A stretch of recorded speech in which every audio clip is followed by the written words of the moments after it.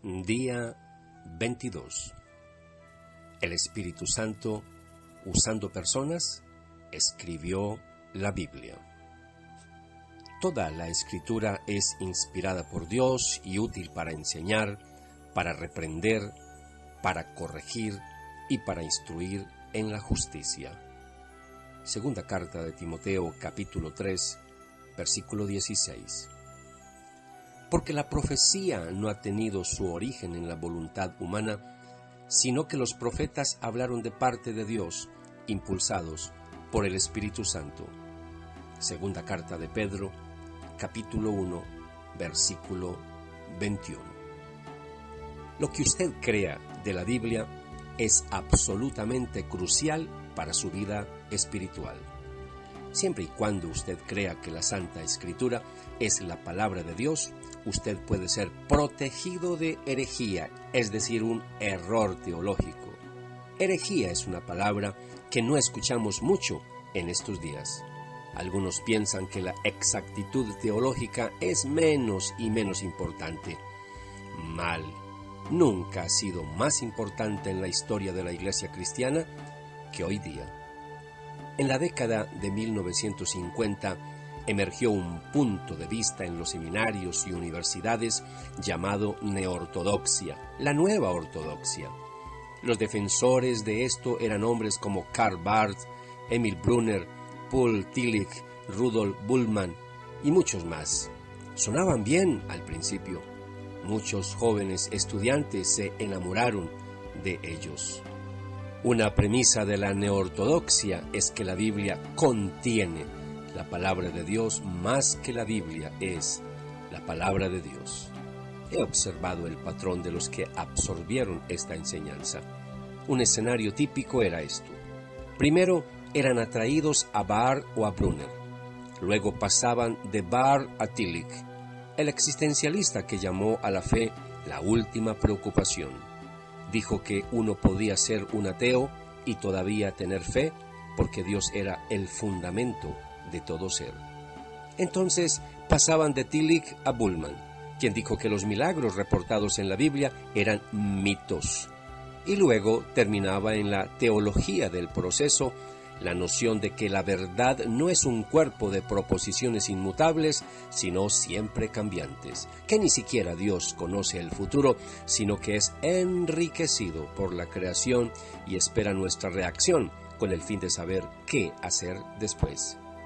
Sí, vi a estudiantes que venían al seminario, quienes siempre habían asumido que la Biblia es verdad, pero terminaron desilusionados con un documento defectuoso. Se convirtieron en teólogos liberales o abandonaron el ministerio enteramente. Eso lo hace a uno llorar.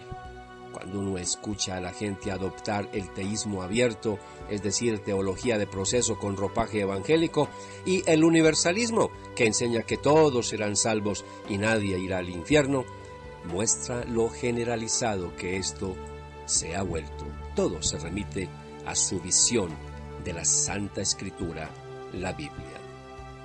Juan Calvino le dio a la Iglesia la enseñanza de el testimonio interno del Espíritu Santo.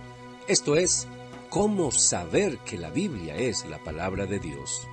Es el Espíritu Santo el que testifica a su corazón que la Biblia es absolutamente cierta.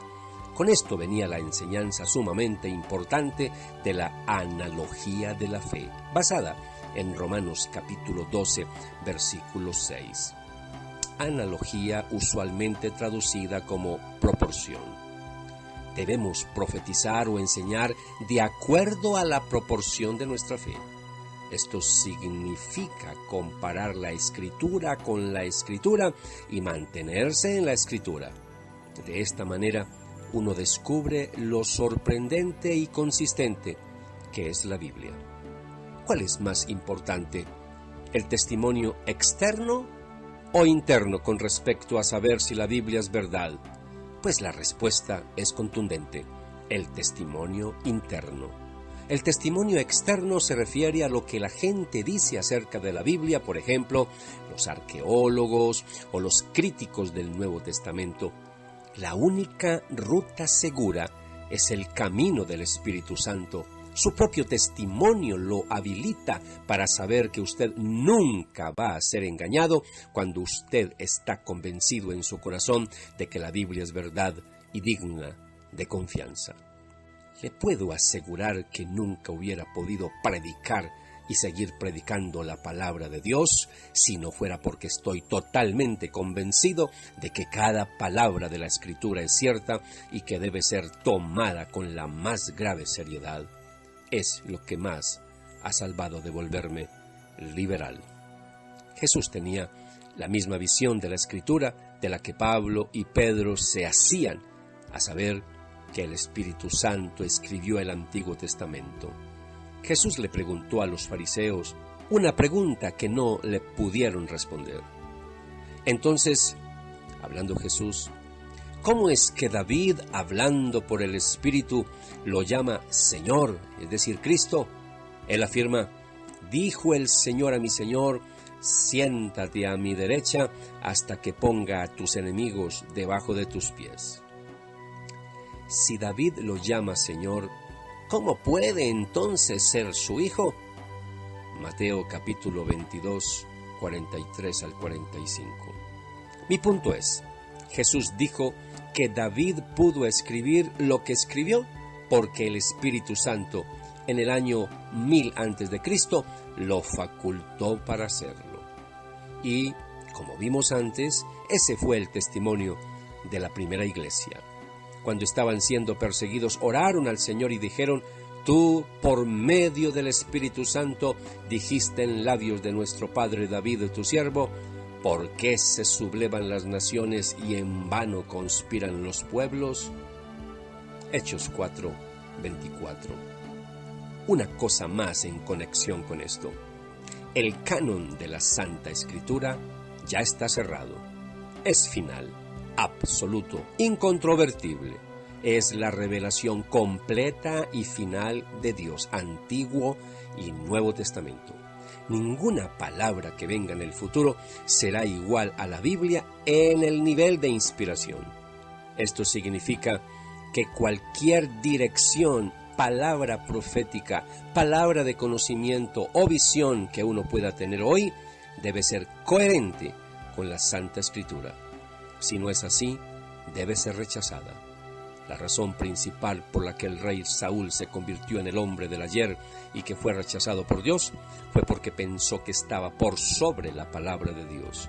Cuando ofreció el holocausto, sabía que estaba yendo en contra del mandato de Moisés de que solamente el sacerdote llamado por Dios podía ofrecer las ofrendas quemadas. Y aún así afirmó que me vi forzado.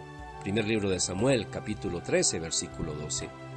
Cada vez que una persona afirma hablar de parte de Dios, afirmando, el Señor me dijo, y va en contra de la Escritura, usted puede con toda seguridad, cómoda y garantizadamente rechazar la palabra de esa persona, sin importar lo que esa persona pueda parecer.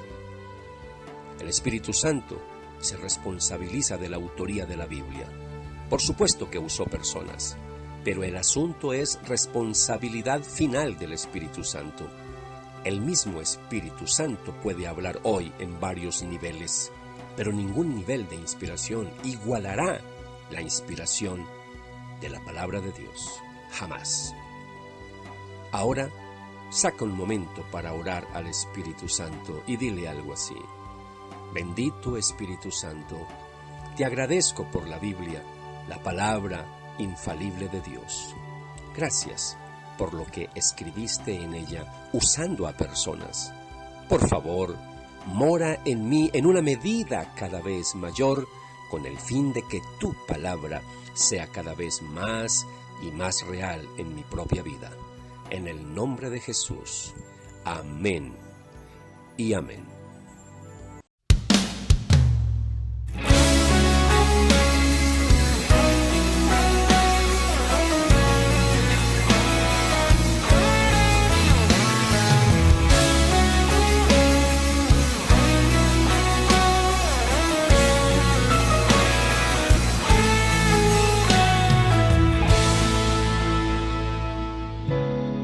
Mi corazón clama a ti.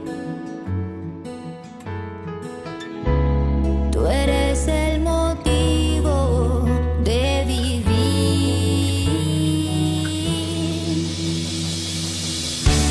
Espíritu